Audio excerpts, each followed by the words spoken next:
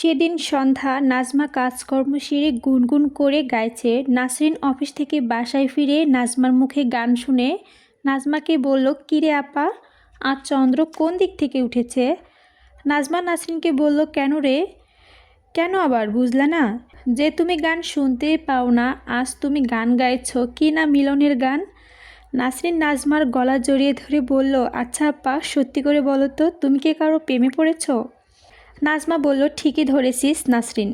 আসলে জানিস, ঢাকায় অনেক ছেলে দেখেছি, কিন্তু ওর মতো একটাও দেখিনি। যেমন সুন্দর তেমন সত্যনিষ্ঠ, ন্যায়পরায়ণত ও ধৈর্যশীল। আমি ওকে ভালোবেসে ফেলেছি রে। নাসরিন বলল, তুমি একা ভালোবাসলে হবে না তো আপা, সেও কি তোমাকে ভালোবাসে? নাসরিন প্রশ্ন শুনে নাজমা ভাবে, ঠিকই তো, সে আমাকে ভালোবাসে কি না তা তো জানি না, তবে আমি ওকে আমার প্রাণের চেয়েও বেশি ভালোবাসি। আমার জন্মই বুঝি ওর জন্য হয়েছে, প্রভু বুঝি ওর জন্যই আমাকে গড়েছে। আর তাই মনের জোরেই নাসরিনকে বলল, তবে তোকে বলছি কি? নাসরিন বলল, তাহলে তো দেখতেই হয় আমার সেই মহান ধুলাবাইটিকে। তো কবে দেখাবি আপা? রাসেলকে দেখতে যাওয়ার কথা শুনে আর এক ধাপ চিন্তা করে নাজমা। নাজমা মনে মনে ভাবছে, ও তো প্রতি শুক্রবারে স্মৃতিসৌধে ঘুরতে যায় একদিন, অতএব সেখানেই দেখাবো নাসরিনকে। তাই নাসরিনকে বলল, আগামীকাল পরিচয়টা করিয়ে দেব তোর সঙ্গে, কেমন? নাসরিন বলল, ঠিক আছে, তা দিও। পরের দিন নাজমা ও নাসরিন বেলা 3টার দিকে রওনা দিল স্মৃতিসৌধে। এখানে সেখানে ঘুরিয়ে কাটিয়ে দিল কিছু সময়। তারপর দুজনে দেখা করতে গিয়ে সে বসে আঁকাপাকা নালাটির পাড়ে। নাসরিন পানির ছোঁয়ার জন্য পানিতে হাত দিতে ওর প্রতিচ্ছবি লাফাচ্ছে পানিতে। নাসরিন পানিতে ওর ছবিটার দিকে তাকিয়ে আপন মনে হাসছে। হাসতে হাসতে ডুবে যায় স্মৃতির সাগরে। আর ভাবতে থাকি, এমন সময় যদি রাসেল আমার পাশে থাকতো। নাসরিন আপন মনে আবারও বলতে লাগলো, জানো রাসেল, আমি কখনো তোমাকে আমার কাছ থেকে দূরে সরিয়ে রাখিনি, সব সময় কাছে রেখেছি। জানো কিভাবে? এই তো তোমাকে আমি স্পর্শ করছি। এই যে স্বচ্ছ পানিতে হাত ছুঁতে তোমার স্পর্শ আমার হৃদয়ে লাগছে। এই যে শীতল হাওয়া গায়েও শিউরে উঠছে, মনে হচ্ছে তুমি আমাকে জড়িয়ে ধরছ। ঠিক এমন সময় নাজমা নাজরিনকে ধাক্কা মেরে বলল, কী রে, পানির দিকে তাকিয়ে কি ভাবছিস? কিছু না, উত্তর দেয় নাসরিন। নাসরিন নাজমাকে বলল, আপা, সন্ধ্যা হয়ে এলো, তোর বর মনে হয় আজ আসবে না, চল বাসায় যাই। নাজমা বলল, চল, মনে হয় আসবে না, তবে সামনের বড়দিনে বন্ধ থাকবে অফিস, সেদিন ওকে বাসায় নিয়ে গিয়ে তোকে দেখাবো। দেখতে দেখতে কাছাকাছি এসে যায় বড়দিন। আগামীকাল বড়দিন, অফিস বন্ধ থাকবে। নাজমা রাসেলকে বলল, কাল তো অফিস বন্ধ, আমার বাসায় বেরোতে আসুন। রাসেল হেসে হেসে বলল, যাব কি করে, আমি তো আপনার বাসায় দেখিনি। বাসা দেখলে যদি ঘন ঘন যায়, সে ভয়ে তো আপনি বাসায় দেখাননি। নাজমা বলল, আমার বাসা চেনার রাস্তা খুবই সহজ, ফ্যান্টাসি কিংডমের পিছনে হাফিজ মিয়া বাসায় 7 নম্বর রুমে থাকি আমি। নিশ্চয়ই আসবেন, আপনার নিমন্ত্রণ রইল। তারপর দুজনে অফিস থেকে বেরিয়ে পড়ল বাসার উদ্দেশ্যে। নাজমা বাসায় পৌঁছেই নাসরিনের মুখে শুনতে পায়, গ্রামের বাড়ি থেকে ফোন এসেছিল, ওর মা ভীষণ অসুস্থ, আজই গ্রামে যেতে হবে ওকে। কথা শুনে চিন্তায় পড়ে যায় নাজমা, কী করবে সে? এদিকে তো প্রথমবারের মতো নিমন্ত্রণ করেছে ওর মনের মানুষটিকে ওর বাসায় আসার জন্য, ওদিকে ওর মা অসুস্থ, যেতেই হবে ওকে। তাই সাইড বাইট থেকে 500 টাকার নোট নাসরিনের হাতে দিয়ে বলল, আগামীকাল সে আসছে, তুই ওকে ভালোভাবে মেহমানদারি করিস। আমি চলে গেলাম গ্রামে বলেই তড়িঘড়ি করে চলে যায় মাগুরায়।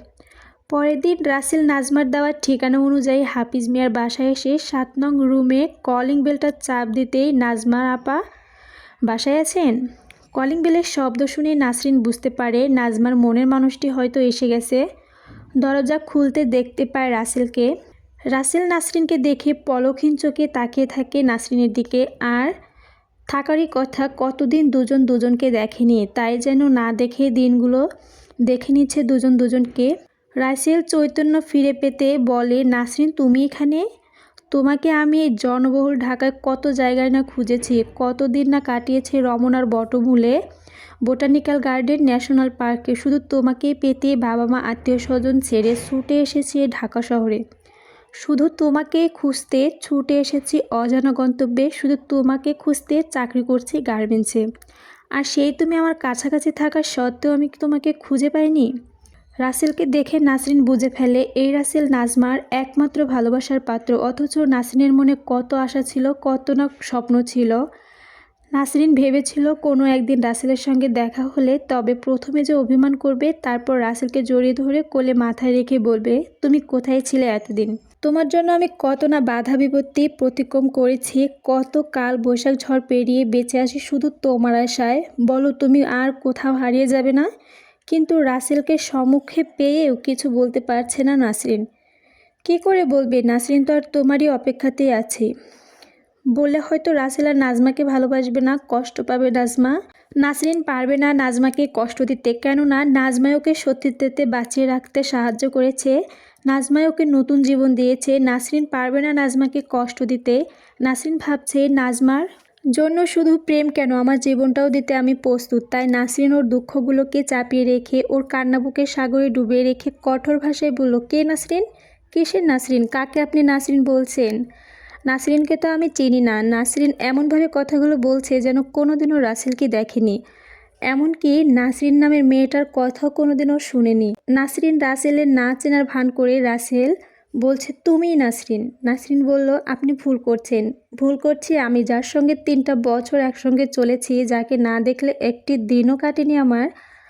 আজ তাকে চিনতে ভুল করব আমি? না, ভুল করতে পারি না, বলল রাসেল। রাসেল নাসরিনকে আরও বলল, আমি জানি তুমি আমার উপর অভিমান করেছ, আর আমি জানি আমাকে চিনবার মতো কোনো অবশিষ্ট রাখিনি তোমার কাছে, কিন্তু আমি যা করেছি সবই ছিল বাবার দেওয়া তোমার প্রতি আমার ভালোবাসার পরীক্ষা। কিন্তু ভালোবাসার পরীক্ষা শেষ যখন জানলাম বাবা তোমার উপর বড় অন্যায় করেছে, তখন বাবার সব ধন সম্পদ ছেড়ে ছুটে এসেছি তোমাকে পেতে। আর সেই কিনা তুমি চিনতে পারছো না? কিসের অন্যায় করেছি আমি তো কিছুই বুঝতে পারছি না। আপনি নাজমা আপার কাছে এসেছেন, আর নাজমা আপা বাসায় নিয়ে গ্রামে চলে গেছে তার মায়ের অসুস্থতার কথা শুনে। আপনি ঘরে বসুন, আমার রান্নাবাড়ি শেষ করে আমি আপনাকে খেতে দিচ্ছি। রাসেল বুঝতে পারছে না তাকে না চেনার কারণ। সে জানে সে মহা অপরাধী, কিন্তু এত করে বোঝানোর পরেও নাসরিন তাকে চিনতে পারছে না কেন?